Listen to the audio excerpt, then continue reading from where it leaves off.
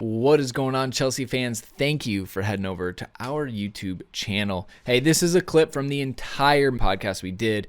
It's only a segment. The full pod is like an hour long, so it doesn't make sense to be on YouTube, but it's on Apple Podcasts, Spotify, anywhere you listen to podcasts, link in the description. Go check it out. Again, link in the description, but we hope you enjoy this clip. Until next time, Chelsea fans, you know what to do. Keep the blue flag flying high. All right. Fabrizio, Chelsea struck where there was opportunity in this transfer market, getting Timo Werner, Kai Havertz, Hakim Ziyech, Ben Chilwell, Thiago Silva, and now Edouard Mendy. That is amazing that I just rattled off all those names. It has been a while since Chelsea have done something like that.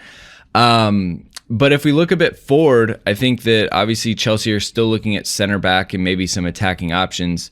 Do you feel like Chelsea have been laying the groundwork right now for stuff to happen maybe in the January transfer window or even next summer? Because from what we've been reading, especially out there, is that a lot of like the Havertz and the Werner and the Ziyech, like these have been 18, 24-month plans put in place. Yes, I think they are planning also for next summer, I'm sure, because Chelsea, as I told you at the start, are changing their mentality. It's not just about playing dime players and don't have a strategy. That was the disaster of last year for Chelsea in terms of winning, but they are changing their mentality. They are changing their strategy. So good work from Marina, from Petr Cech, and in particular from Frank Lampard, because really Frank Lampard, in my opinion, has changed the mentality of Chelsea, also on transfer market, not just on the pitch, but also on transfer market. So they are planning also for next summer. As I told you, it will be a Liverpool style because they're going for top targets. They won't say the second choice, the third choice, the third option, the replacement. They just want the top targets. So this will be the mentality also next summer. It will depend by what Chelsea will need. In my opinion, a top centre-back is a possibility for next summer. So they will consider this kind of move. And we have to see what will happen also with the right back, for example. So there are many options that Chelsea will consider, but the mentality will be the same. We go for the top target. We're going to spend big money for the top target. So it's impossible to have the same window as they had this summer, because this summer was on another level by other clubs in Europe. But for sure, they will go for the same mentality, not buying 10 players, but buying 2 or 3 players that will be top ones, ready to fight and to make Chelsea win again. On the center back specifically, wanted to quickly follow up on a rumor that we heard around Jimenez from Atletico Madrid. Obviously, there seems to be that's a profile of player that Frank Lampard would like in his center back, and obviously, you know, Thiago Silva is not a long-term solution as a signing. So not to jump too far ahead into 2021 or 2022, but are you hearing any kind of, rumors around Chelsea's interest in particular center backs, whether it's Jimenez or any others? For sure, Jimenez is one of the favorites of the board of Chelsea. So this is sure also by Frank Lampard, because we are speaking. I'm in love with Jimenez because I'm convinced he's one of the best centre-back in the world. I love his mentality. I love his everything about him, because I was watching him when he was in Danubio in Uruguay. He was so young. An agent told me, look at this guy, that he will be the new PK. And they said, okay, why are you saying this? I saw this player. And I said, wow, he's rude, he's fast, he's everything. So, wow, what a defender. So, for sure, Chelsea will try for him, in my opinion, if he will stay to Atletico Madrid. The big problem with Atletico Madrid is the same for Oblak, is the same for Thomas, is the same for their top players. They have the release clause, and they won't accept any other bid if you don't put the release clause. So, 120 million euro is the release clause of Jose Jimenez, and won't be so easy, in my opinion, to sign him, because he's a big fee for a centre-back. And in my opinion, it's too much for a centre-back. I love Jimenez, but it's too much for a centre-back, 120 million euro. So that's why we have to understand what Chelsea will do, what kind of season will have Jimenez, because it's possible that Atletico Madrid will change their mind if he will not have a good season. But, Simeone, with his mentality at Atletico Madrid, always say, we sell players only if you pay the release clause. So for sure, it's a top target for Chelsea, but won't be easy also next summer, I'm sure. What about some attacking options? Obviously, Chelsea let Pedro and Willian leave. Christian Pulisic is dealing with some of his injuries. I feel like it's a good opportunity for Chelsea to kind of add players to their attack, maybe in some different positions. The midfield seems to have been a big priority, but are there some like wingers or outside attackers as well that Chelsea have been looking at that you've heard about? You mean for next summer or for this one? Both really. And for sure, they are monitoring many players. For sure, I would pay attention also on the future goalkeeper because they signed Mendy, for example, and I'm sure they are also looking on some young goalkeepers for the future if Kepa will not be back at this level. So obviously, they won't spend 80 million euro. But for example, Chelsea were one of the clubs who was interested in Donnarumma, for sure, because they had contact with Raiola, as many other clubs like Paris Saint-Germain, like Real Madrid. He's going to extend his contract with AC Milan, so won't be a free agent on next summer, in my opinion, because what I'm told that he's going to extend his contract. But the example of Donnarumma is that Chelsea are looking on young players in any position. It's not just about the goalkeeper, also for the attacking players, for sure. I think they can try something also from South America, They are considering also some move for young players from South America that can become an opportunity because now Real Madrid and Barcelona are not having good times. They signed every top young talent from South America in the last 4 or 5 years. So now something can change for Premier League clubs. And so we have to pay attention on this kind of moves. I think also for next summer, not right now. Now it's absolutely impossible, but on next summer is a good possibility. So pay attention to South America.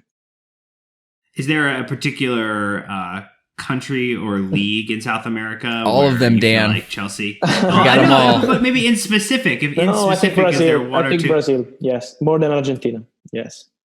Okay. Because in Brazil are growing up good talents. For example, Caio Jorge from Santos. They have many good talents, and Chelsea scouts are monitoring them and pay attention to this kind of player. I am obviously speaking about no advance at all or something like this because people say, Fabrizio, you said we're going to sign Caio Jorge. It's not like this. They are just monitoring players. Then we will see. We have an year to see what will happen.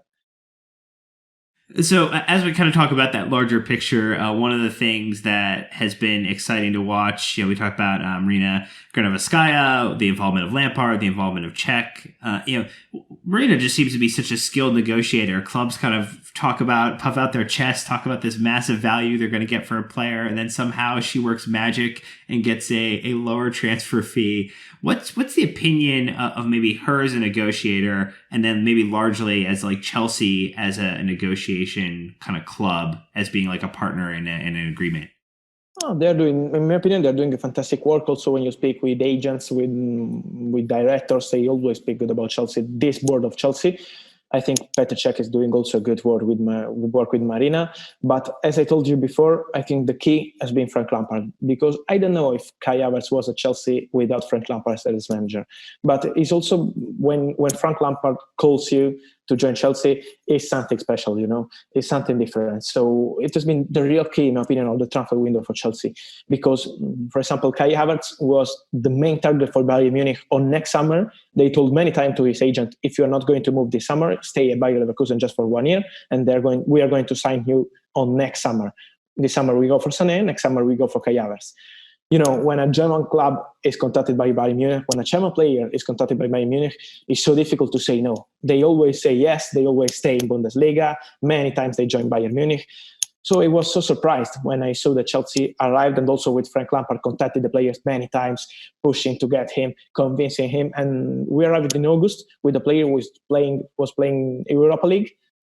But in his mind, he always had Chelsea. He was totally convinced by Chelsea. And this is thanks to Frank Lampard, thanks to the club, thanks to Marina, always with Petr Cech, because something has changed. Also, players are feeling that this board is working to get Chelsea at their level, top level, to win a game. So something has changed. You were looking at Chelsea some years ago like a different club. Okay, always a top club, but with a strategy who was so confusing. We buy players, we don't know where we want to go, changing manager. Now they said, okay, we go with Frank. We are convinced with Frank. Obviously, Champions League football has been key, because if you play Champions League football, you can get many players. But I have to say congrats to this board, because they are doing a fantastic work. And this is a teamwork. Also, when you speak with agents, as I told you, with directors, they say, we see a club who's working as a club and not Marina against the agent, against the director, against the manager. This can happen in football, but they see Chelsea going on the strategy as Bayern Munich. In my opinion, Bayern Munich are the best club in the world as they work as a club. They are totally on the same way. They have a precise strategy. And this is what Chelsea are going to try to do with Marina, with Petr Cech, and obviously with Frank Lampard. Well, obviously, I'm excited about Petr Cech and his role, and I think the fact that he speaks so many languages is a huge help. It sounds like he even plays translator for Frank. But is it common for a manager to be so involved in the transfers? I mean, Ziyech, Werner, and Havertz all cited Lampard's role in it as part of it. I feel like, a Pep Guardiola or Jurgen Klopp, like they would be able to enter into negotiation and have a positive impact as well. But I feel like we haven't really heard that much from Chelsea in the past. So is it common for a manager to be this involved, or is Frank different because he just was playing a few years ago and had such an amazing career as a player? I have to say it's common to be involved, but it's not common to have this kind of impact because to be so attractive. But I think it's normal when you have a player like Frank Lampard, who all over the world is like one of the best of last years in football, is normal.